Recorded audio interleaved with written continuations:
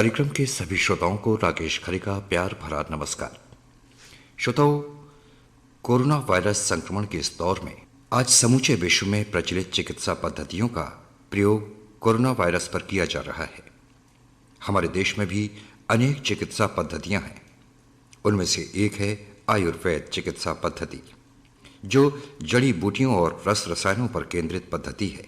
और आज corona virus संक्रमण के इस दौर में ये चिकित्सा पद्धति पूरी तरह तो नहीं, लेकिन काफी हद तक इस संक्रमण को रोकने में सक्षम हो रही है।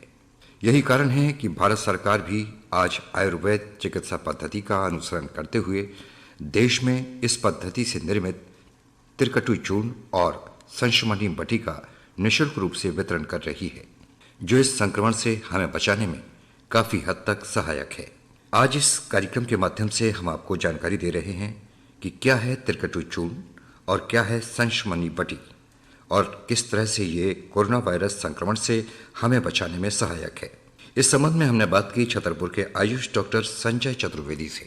संजय चतुर्वेदी जी, हम जानना चाहेंगे, आजकल कोरोना वायरस संक्रमण चल रहा है, ऐसे में तमाम चिकित्सा पद्धतियां अपना अपना जोर आजमाइश कर रही हैं, लेकिन हमारे देश की सबसे पुरातन पद्धति है आयुर्वेद।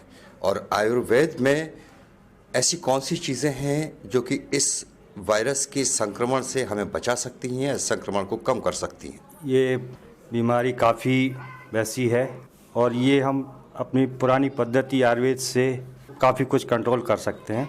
ये हमारे यहाँ जो आयुर्वेद में त्रिकटु चूर्ण करके आया है, जो कि हम अपने घर पे भी बना सकते हैं। सौंठ, पीपल, काली मिर्च का चूर्ण है बराबर मात्रा में, इसको हम चाय में भी डाल के पी सकते हैं, काढ़ा बना के पी सकते हैं।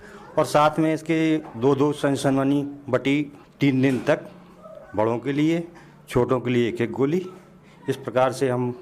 और एक अणु तेल भी आता है जो नाक में डालने के लिए दिया जाता है, लेकिन अभी वो उसका उतना इफेक्ट नहीं है। लेकिन ये त्रिकटु चूर्ण और अपना संशमनी बटी और अपनी इसके साथ अश्वगंधा चूर्ण, ग्लोए, घनबटी, ये सारी चीज़ें ले सकते हैं। और अपने प्रिकॉशन के लिए अपन साबुन से हाथ धोएं, सैनिटाइज़र का उपयोग करें और मास्क लगाएं। तुलसी जो हमारे यहाँ पूजनीय है आयुर्वेद में, उसका उपयोग चाय में, खाने में, सारे उसमें उपयोग करें। और अपने विशेषकर हाथ धोने का विशेष ध्यान दें, सैनिटाइज़र का उपयोग करें और अपने मास्क लगा के रखें। जी, आपने बताया कि त्रिकटु चूर्ण लाभदायी है, तो क्या इस चूर्ण से क्या क्या इफेक्ट पड़ते हैं? ये रोग प्रतिरोधात्मक शक्ति बढ़ती है, रोग प्रतिरोधात्मक क्षमता बढ़ती है, और सर्दी, खांसी, बुखार, ये मतलब 12 महीने आदमी पी सकता है, उससे कहीं कोई साइड इफेक्ट नहीं है।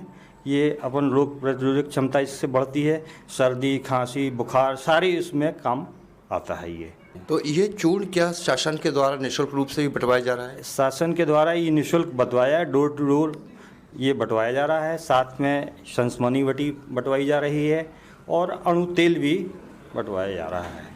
जी, तो यदि लोग इसका प्रयोग करते हैं तो वो इस संक्रमण से काफ़ी हद तक बच सकते हैं। हाँ, इस रोग से काफ़ी हद मतलब बच सकते हैं। जी, आपने कहा कि तुलसी का प्रयोग भी हम कर सकते हैं। तुलसी हर घर में पाई जाती है, तो तुलसी को सिर्फ चाय में ही पी सकते हैं कि और भी चीज़ों में उपयोग कर सकते हैं? तुलसी में का ये मतलब उसमें चाय में डाल के पी सकते हैं, वैसे भी खा सकते हैं, और काढ़ा बनाते हैं तो काढ़े में भी उसमें डाल सकते हैं। कहते हैं कि तुलसी में पारे की कुछ मात्रा होती है, इसलिए तुलसी को चबाया नहीं जाना चाहिए, तुलसी को सीधा निगलना चाहिए। इस बारे में क्या कहना चाहेंगे?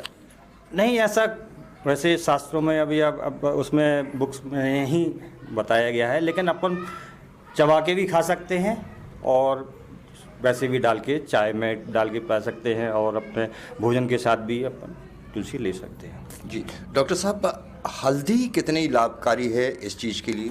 हल्दी बहुत ही लाभकारी, चूँकि ये पुरातन मतलब इसको एक एंटीबायोटिक कहें तो इस बहुत मतलब मायने, क्योंकि अपन सभी घरों में उपयोग की जाती है, मसाले मतलब सब्जी बनाने में। वैसे भी आप हल्दी में दूध में पी सकते हैं, इसको दूध में बहुत ही कारगर है। दूध में अगर हल्दी डाल के पिए तो उसका बहुत ही लाभ जी, तो ये दूध में किस प्रकार से प्रयोग की जाना चाहिए? गुनगुने हल्के दूध में शक्कर मिलाकर भी प्रयोग की जा सकती है?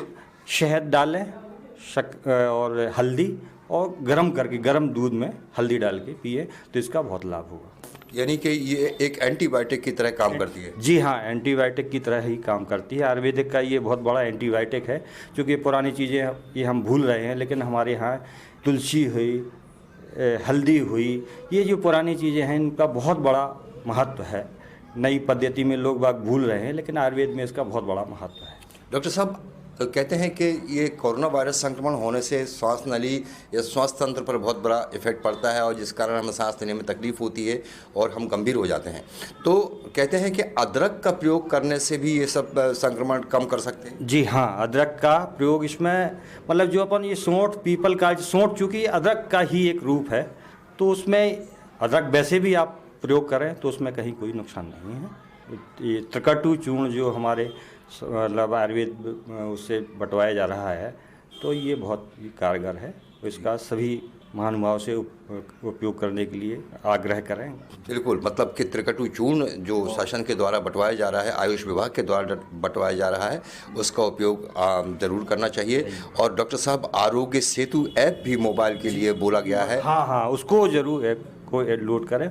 उससे ये क्या है कि ऐप लोड करने से सारी जानकारियाँ मिलती रहेंगी, क्या शासन के द्वारा वो है, और हमको ये भी पता पड़ जाता है कि हम किसी संक्रमित व्यक्ति के करीब नहीं है। ये सबसे बड़ा उसका वो है कि उस ऐप लोड करने से हमारे आसपास कोई संक्रमित व्यक्ति तो नहीं है, तो हम अपने बचाव से स्वयं करते हैं। जी, बहुत अच्छी आपने जानकारी दी। और आप हमारे तमाम लोगों से क्या क्या अपील करना चाहेंगे? हम तमाम लोगों से यही अपील करना चाहेंगे, बराबर साबुन से हाथ धोते रहें, अपने मास्क लगाएं, मास्क नहीं है तो गमछा, तौलिया ये सारा बांध के रखें। मेन इसका ये है कि सोशल डिस्टेंसिंग, हाथ धोना, साफ़ सफाई का ध्यान रखना, आसपास गंदगी हो तो उसको ख़त्म करना। मेन अपना उद्देश्य ये है, इसको वायरस को अपने को साफ़ सफाई से दूर करना है। आपने महत्वपूर्ण जानकारी दी, आकाशवाणी को समय दिया, आपका बहुत बहुत धन्यवाद। श्रोताओं, अभी आपने महत्वपूर्ण जानकारी प्राप्त की छतरपुर के आयुष डॉक्टर संजय चतुर्वेदी से।